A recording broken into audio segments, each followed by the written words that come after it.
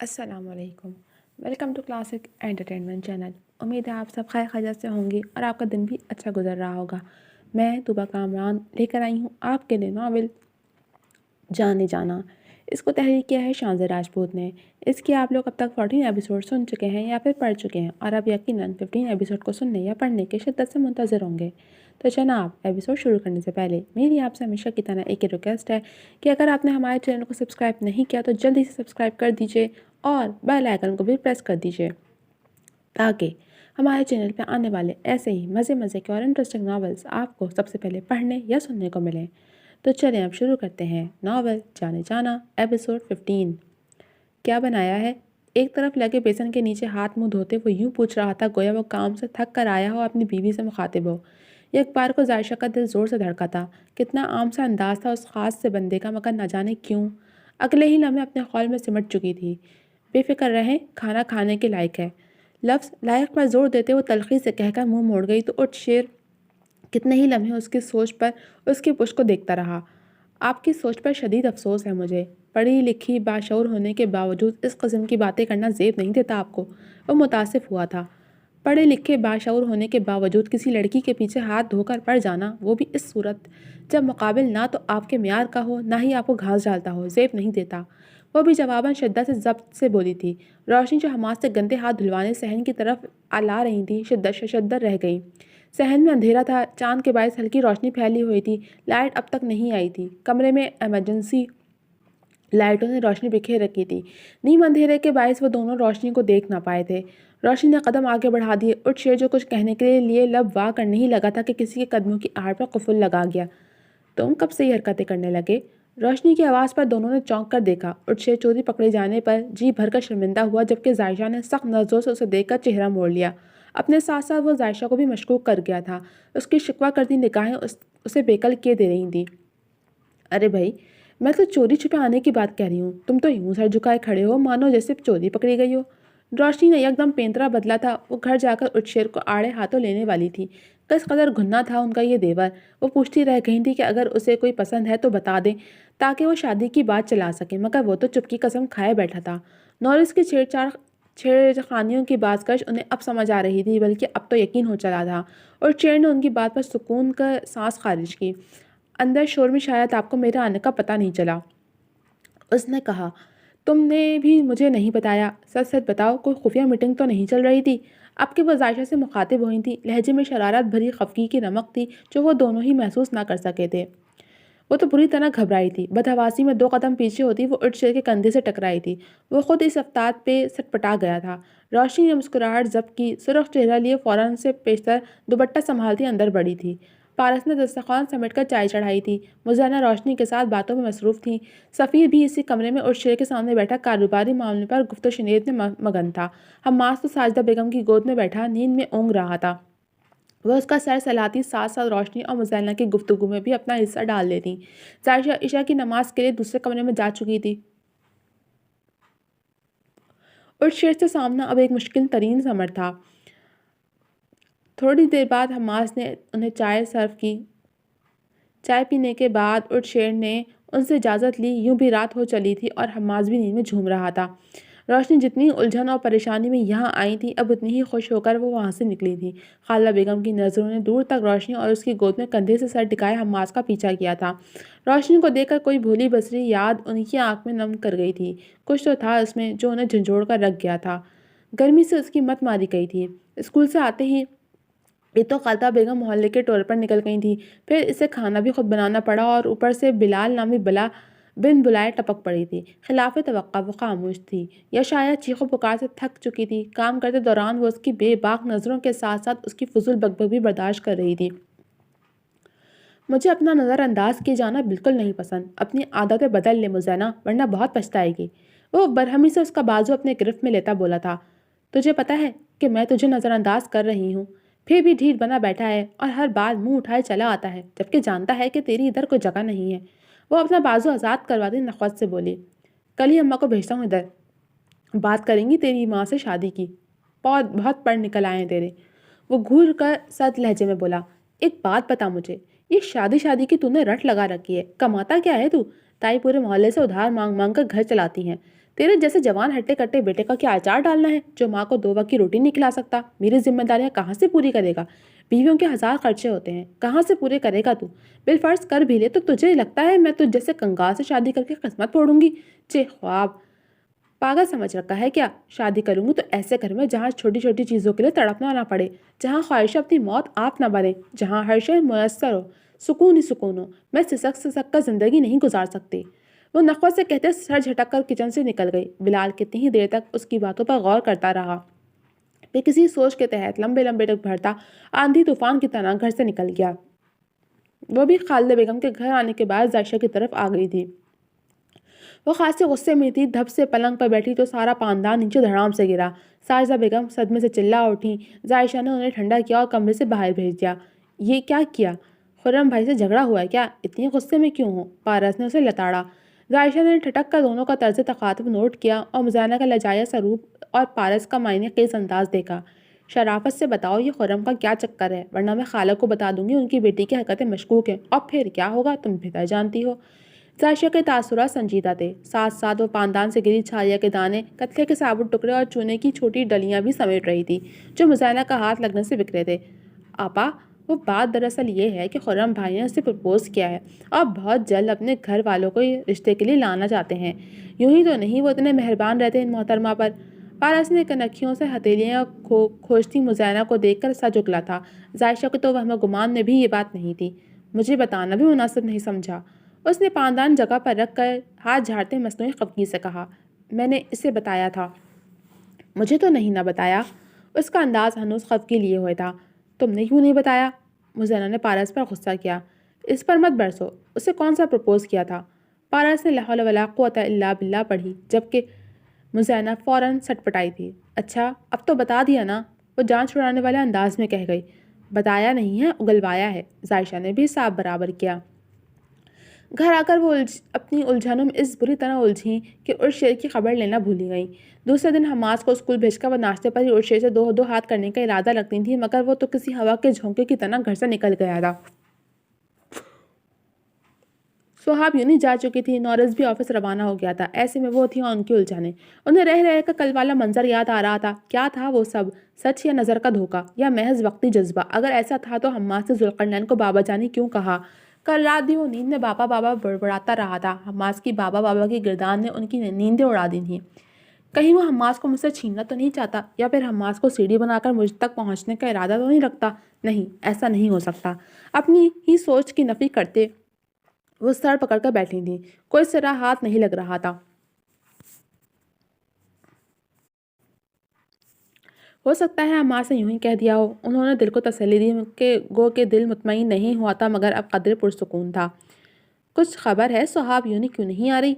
वो लोग free period में लाइब्रेरी से कुछ बुक्स इशू करवा कर लाई थी और अब दरख्त की छांव के नीचे बैठी वक्त गिरदानी कर रही थी। रीना ने बजाय सरसरी से अंदाज में पूछा था, मगर तजस्सुस आमिज था। मुज़नी ने गहरी सांस लेकर किताब चेहरे से हटाई। पता नहीं, मेरा उससे कोई राब्ता नहीं। नंबर बन जा रहा है। मुझे तो उसकी हरकतें मशकूक लगती हैं। सुहाब जैसी मोहब्बत में अंधी लड़की से कुछ भी तवक्का की जा सकती है। कह तो तुम ठीक रही हो। अब शाम करमानी भी तो नजर नहीं आ रहा आजकल। हिला ने उसकी बात से इत्तेफाक करते कहा। नहीं, मैंने गौर नहीं किया। यूं भी वो शख्स काबिल ज़िक्र नहीं है। वो नखवत से सर झटक कर बोले, तुम व्हाट्सएप पर राब्ता करके देखो। तुम्हें क्या लगता है मैंने नहीं किया होगा? कितने ही मैसेजेस किए हैं, किसी एक का जवाब भी मुझे मौसूल नहीं हुआ। हत्ता कि मैसेजेस ही सीन नहीं किए गए। हिरा की बात पर वो उसे कदरे गुस्से में बताने लगी। अस्सलामुअलैकुम। हारिस ने दूर से ही उन्हें देख लिया था तो उनके करीब आकर सलाम किया। वालेकुम अस्सलाम। हिरा ने ही जवाब दिया था। मुज़नी तो उसे एक नज़र भर कर ही किताब उचक चुकी थी। खैरियत है? आपकी दोस्त नज़र नहीं आ रही? आपके दोस्त भी तो नज़र नहीं आ रहे। मुज़नी ने संजीदगी से बर्जस्ता जवाब दिया था। पहली बार हारिस के लबों पर मुस्कुराहट दौड़ गई थी, जिस पर मुज़नी सुलग कर रह गई। आप सबसे ही खार खाती हैं या सिर्फ मुझसे ही बात करते वक्त लहजे में तलखी घुल जाती है? हारिस ने मुस्कुराहट दबाई। सिर्फ आपसे। नखवत से वो जवाब दे गई। हारिस को अंदाज़ा था। वजह जान सकता हूँ? अब की बार वो संजीदगी से जवाब तलबी करने लगा। क्या ये वजह काफ़ी नहीं है कि आप अब शाम करवाने के खैर ख्वाह हैं? वो चटक कर बोलती किताब एक तरफ पटक गई थी कि उसके सब्र का पैमाना लबरेज हो गया था। एक तो वैसे ही सुहाब और अब शाम करवाने की गैर मौजूदगी दिल में अजब वसवसे पैदा कर रही थी। रही सही कसर हारिस ने पूरी कर दी थी। میں نے ابشام سے بات کی ہے، وہ صحاب سے محبت کرتا ہے، رسوا نہیں کرے گا۔ جیسے تو وہ آپ کے حکم کا تابع ہے نا؟ محبت کرنے والے درسگاہوں میں پرچار نہیں کرتے۔ اتنا اگر وہ سچا ہے تو اپنے گھر والوں کو صحاب کے گھر بھیج کر رشتہ کیوں نہیں مانگ لیتا؟ ایک دم سے کھڑے ہو کر وہ حارث کے سامنے آئی تھی، انداز شدید برہمی لیے ہوئے تھا۔ ابشام پر اتنی بے اعتباری کیوں ہیں آپ؟ حارث اس کا سرخ چہرہ دیکھ کر استفسار کیا۔ آپ کو اتنا اعتبار کیوں ہے؟ رینا نے کھونچتی نظروں سے دونوں کو دیکھا تھا۔ وہ دونوں لڑ ایسے رہے تھے جیسے میاں بیوی لڑ رہے ہوں۔ ہیرا کے لیے بھی یہ صورتحال خاصی دلچسپ تھی، جس کی وہ شکل دیکھنا پسند نہیں کرتی تھی، اب اسی سے بحث میں الجھی پڑی تھی۔ مجھے ابشام پر اعتبار اس لیے ہے کہ وہ میرا دوست ہے، بالکل اسی طرح جیسے آپ کو اعتبار ہے صحاب پہ کہ وہ آپ کی دوست ہے۔ لیکن دیکھیں، ہم دونوں کا ہی اعتبار ٹوٹا ہے۔ صحاب آپ کے لاکھ سمجھانے پر اپنے قدم نہیں رک سکی، نہ ہی ابشام میرے لاکھ سمجھانے پر پیچھے ہٹا۔ بہرحال میں اپنی سی پوری کوشش کروں گا کہ ابشام ایسی کوئی حرکت نہیں کرے جس سے صحاب کو دکھ پہنچے۔ وہ میری بہنوں جیسی ہے اور بہنوں کے بھائی جب تک زندہ ہوں تب تک ان پر کوئی آنچ نہیں آ سکتی۔ مزنی پر کڑی نگاہ ڈالتا وہ لمبے لمبے ڈگ بھرتا واپس پلٹ گیا تھا۔ ہیرا اور رینا اس سے خاصی متاثر نظر آتی تھیں، جبکہ مزنی سر جھٹک کر اس کی لمبی چوڑی تقریر کو خاطر میں نہ لاتے ہوئے بیگ اٹھا کر واک آؤٹ کر گئی تھی۔ رینا اور ہیرا نے بھی کندھے اچکاتے اپنی اپنی راہ لی۔ آپ کی سنگت میں ہر لمحہ خوشگوار گزرتا ہے، میں یہ 2 دن کبھی نہیں بھول سکتی، میری زندگی کے یادگار دن ہیں یہ۔ ابشام کے کندھے سے سر ٹکائے ساحل سمندر پر اس کے قدم سے قدم ملا کر چلتی وہ جب سے کہہ رہی تھی۔ اس کا روم روم اس وقت ابشام کرمانی کا شکر گزار تھا کہ اسے اتنا اچھا ہمسفر ملا تھا۔ ابشام نے اسے گرد بازو پھیلائے ہوئے تھے، دوسرا ہاتھ پینٹ کی پاکٹ میں تھا۔ ہوا کے دوش پر صحاب کی پشت پر بکھرے بال اڑ کر اس کے چہرے کو چھو رہے تھے، جنہیں وہ ہر دوسرے لمحے بڑی نزاکت سے اپنی مخروطی انگلیوں سے کان کے پیچھے کر رہی تھی۔ صحاب تو گویا آج کل ہواؤں میں اڑنے لگی تھی، اسے ابشام کے آگے اور اس کے سوا کچھ دکھتا ہی نہ تھا۔ وہ تو جیسے آنکھیں بند کر کے ابشام پر یقین کرنے لگی تھی۔ وہ اگر کہہ دیتا دن تو دن، اگر کہہ دیتا رات تو رات۔ اس کی محبت کے جال میں وہ اس قدر پھنس چکی تھی کہ چاہ کر بھی نہیں نکل سکتی تھی، اور یہی تو وہ چاہتا تھا۔ وہ نکلنے کے لیے ہاتھ پیر مارتی بھی تو اسے خاموش کروانے کے لیے اس کے بہت سے طریقے تھے، جن میں سب سے پہلا اسے بلیک میل کرنا تھا۔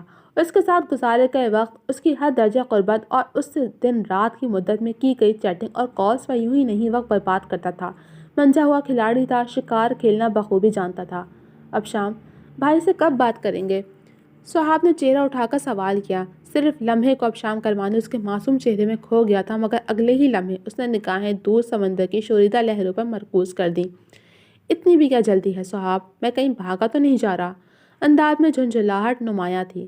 ابھی فائنل ایگزام باقی ہیں، اس کے بعد میں بات کروں گا ڈیڈ سے، فکر مت کرو۔ جب احساس ہوا کہ وہ کس لہجے میں کہہ گیا ہے تو نرمی سے اس کا کندھا سہلاتے اس کا ہاتھ دبا کر حوصلہ دینے لگا۔ صحاب مطمئن ہو گئی، اور وہ کیا جانتی تھی کہ اس کا یہی اطمینان اسے زندگی بھر کی طمانینت چھین لے گا۔ خالدہ بیگم کی طبیعت ناساز تھی، وہ وقت سے ہی دوا لے کر بستر پر دراز ہو گئی تھیں۔ مزینہ ان کی ٹانگیں دباتی دباتی نمدیدہ ہوئی، جھک کر ماں کے پیر چومے تھے، 2 آنسو ٹوٹ کر خالدہ بیگم کے پاؤں پر گرے تھے۔ پھر وہ ان کے سرہانے بیٹھی سر دبانے لگی، جھک کر پیشانی چومی۔ وہ صرف ماں نہیں تھی، انہوں نے اسے باپ بن کر پالا تھا۔ گھر سنبھالنے کے ساتھ ساتھ انہوں نے اس کی شخصیت میں مضبوطی بھی گوندھ دی تھی، یوں کہ وہ زمانے کے ہر سرد و گرم کا ڈٹ کر مقابلہ کر سکے۔ وہ اس کی زمین تھیں تو آسمان بھی وہی تھیں، ہر کمی پوری کی تھی، ہر خواہش پوری کی تھی۔ بیمار ہو جاتی تھی تو گھبرا کر ہانپتی کانپتی دوا دلوا کر لاتی، عید تہوار پر بھی کوئی کسر نہیں چھوڑتی تھیں۔ مگر پھر بھی کہیں کوئی کسر تھی، ان کے اتنا کرنے پر بھی امیرانہ ٹھاٹھ والی زندگی گزارنے کی کسک رہ گئی تھی۔ سوچا تھا کہ اونچی جگہ ہاتھ مارے گی تاکہ دل کی حسرتیں تمام ہو سکیں، کوئی ملال نہ رہ جائے، مگر بلال نامی زنجیر نے اس کے پاؤں جکڑ رکھے تھے۔ پھر زندگی میں خرم نے قدم رکھا جسے دیکھ کر وہ سب بھول گئی۔ دل بغاوت پر آمادہ ہوا تھا۔ کیا نہیں تھا اس کے پاس؟ پڑھا لکھا، باشعور اور نیک سیرت انسان تھا، اپنا گھر، کاروبار، گاڑی، سب کچھ تو تھا جس کی اسے خواہش تھی۔ اس نے بلال کو بھاڑ میں جھونک کر قدم اس کی طرف بڑھائے ہی تھے کہ خرم کے بڑھتے قدموں نے اسے بریک لگا دیا۔ سب کچھ اس کی سوچوں کے مطابق ہوتا چلا گیا تھا۔ ابھی تو وہ خرم سے متعلق دل میں پنپتے جذبات کو تاحال کوئی نام نہیں دے سکی تھی، مگر اس رات خرم کی فضول گوئی نے ایک خاموش اقرار کروا لیا تھا، اور پھر جو کچھ خرم نے کہا وہ ناقابل یقین تھا۔ کتنے ہی لمحے وہ گنگ رہ گئی، اسے اپنی قسمت پر رشک آنے لگا تھا۔ اس رات جب وہ خرم کی گاڑی میں اس کے سنگ تھی تو کس قدر غصے میں تھی، مگر اس کا غصہ خرم کی گمبھیر آواز میں زائل ہو گیا تھا۔ سنو جانا، مجھے محبت ہے تم سے، سمندر سے کہیں گہری، ستاروں سے سوا روشن، ہواؤں کی طرح دائم، پہاڑوں کی طرح قائم، زمین سے آسمان تک جس قدر اچھے مناظر ہیں، محبت کے کنائے ہیں، وفا کے استعارے ہیں، ہمارے ہیں، ہمارے واسطے یہ چاندنی راتیں سنورتی ہیں، سنہرا دن نکلتا ہے، سنو جانا، محبت جس طرف جائے زمانہ ساتھ چلتا ہے۔ اس قدر خوبصورت اور مبہم اظہار محبت سن کر مزینہ کتنے ہی لمحے ساکت رہ گئی تھی۔ کیا بےہودگی ہے یہ! وہ خفت زدہ سے چیخے تھی۔ اقرار کے مرحلے طے ہو چکے ہیں محترمہ، اب چھپن چھپائی کا یہ کھیل میرے خیال میں بند ہو جانا چاہیے۔ مسکراہٹ دبا کر وہ ڈرائیونگ سٹارٹ کر چکا تھا۔ وہ اپنی جگہ چور سی بن گئی۔ میں نے کچھ نہیں کیا۔ وہ منمنائی تو خرم نے خشمگین نگاہوں سے اسے گھورا، جس پر وہ سٹپٹا کر نظر جھکا گئی۔ میری راتوں کی نیندیں چرا لی ہیں اور دن کا سکون چرا لیا ہے۔ چشم تصور میں ہر وقت تمہاری صورت رہتی ہے، دل تمہارے نام پر دھڑکتا ہے، نگاہیں ہر وقت تمہیں دیکھنے کی خواہ ہیں، نہ بھوک لگتی ہے نہ پیاس، صرف تمہاری آس یار کل ملا کر دیوانہ کر دیا ہے مجھے، اور اب بھی کہتی ہو میں نے کچھ نہیں کیا۔ قدرے جھنجھلائے لہجے میں کہتا وہ کچھ خفا سا بھی معلوم ہو رہا تھا۔ مزینہ کے چہرے پر دل فریب سی مسکراہٹ دوڑ گئی۔ اور وہ آپ کی بیوی؟ شرارت آمیز لہجے میں اس نے پوچھا۔ وہ تو تمہیں اکسانے کے لیے معمولی سا جھوٹ بولا تھا، پر کیا پتا تھا معمولی سے جھوٹ سے ہی میرا معاملہ حل ہو جائے گا۔ وہ ہنس دیا تھا۔ مزینہ نے ناراضگی سے اسے دیکھا۔ میں بڑا اسٹریٹ فارورڈ بندہ ہوں، میری طرح میری محبت، میرے جذبات اور احساسات بھی خالص ہیں، ان میں تم کبھی کوئی کھوٹ نہیں پاؤ گے۔ میری سوچ یہ ہے کہ جو چیز آپ کو پسند ہو اسے اپنی دسترس میں لے لو۔ مجھے بغیر کسی حلال رشتے کے ملنا جلنا ڈیٹ کرنا قطعی پسند نہیں۔ میں بہت جلد اپنے پیرنٹس کو تمہارے گھر بھیجوں گا، اور سنو، انکار کی کوئی گنجائش نہیں ہے، ورنہ مجھے ڈاکٹر سے ڈاکو بننے میں سیکنڈ بھی نہیں لگے گا۔ سنجیدگی سے کہتے وہ آخر میں شوق ہوا تھا۔ لیکن خرم، آپ کا اور میرا کوئی جوڑ بھی تو نہیں ہے۔ بے شک محبت ان سب باتوں کو دیکھ کر نہیں ہوتی، مگر امی کبھی بھی اپنے سے اونچے اور رئیس خاندان میں مجھے نہیں بیائیں گی۔ اس نے جانچتی نظروں سے خرم کو دیکھا۔ وہ دیکھنا چاہتی تھی کہ اس نہج پر آ کر خرم کی سوچ کیا کہتی ہے۔ جوڑے آسمانوں پر بندھے ہیں اور جو اوپر بیٹھا ہے وہ بناتا ہے، پھر ہم کون ہوتے ہیں مفروضے گھڑنے والے؟ دوسری بات، میں دعاؤں پر یقین رکھتا ہوں، دعائیں تقدیر بدلنے تک کی تاثیر رکھتی ہیں۔ تم نصیب میں نہ ہوئی تو میں دعاؤں سے تمہیں اپنی قسمت میں لکھوا لوں گا۔ اور تیسری اور آخری بات، یار، میں ایسا بھی کوئی امیر نہیں ہوں، نہ ہی میرا خاندان اتنا رئیس ہے۔ معمولی سا ڈینٹسٹ ہوں، اپنا اور بیوی کا خرچہ اٹھا سکتا ہوں، اور آنٹی کی تو فکر ہی نہ کرو، ان کو پٹانا میرا کام ہے۔ ٹینشن فری انداز میں کہتا وہ دائیں آنکھ دبا کر بولا تو مزینہ بھی اس کے انداز پر ہنس دی۔ بلا شبہ وہ رات اس کی زندگی کی سب سے خوبصورت رات تھی۔ خرم کے بارے میں سوچتے سوچتے وہ وہیں خالدہ بیگم کے پاس ہی ان سے لپٹ کر سو گئی تھی۔ جی تو جناب، کیسی لگی آپ کو یہ ایپیسوڈ؟ امید ہے پسند آئی ہوگی۔ کمنٹ سیکشن میں اپنی رائے کا اظہار ضرور کیجیے گا۔ جلد ملوں گی آپ سے اگلی قسط کے ساتھ، تب تک کے لیے اللہ حافظ۔